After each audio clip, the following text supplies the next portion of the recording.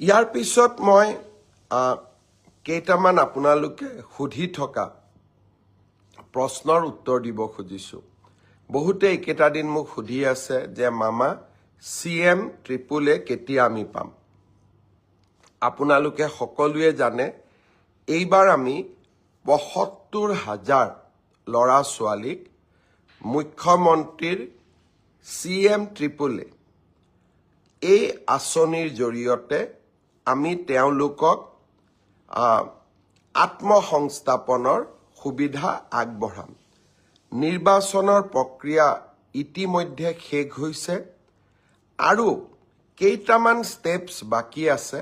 জানুৱাৰী মাহৰ 15 তাৰিখৰ পিছত আমি CM AAA কোন তাৰিখৰ পৰা দিম সেই বিষয়ে আপোনালোকক অৱগত কৰিম।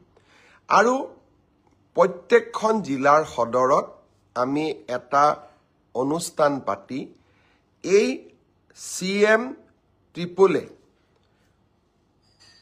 এই আঁচনিটোৰ হিতাধিকাৰীসকলক আমি ধন বিতৰণ কৰিম।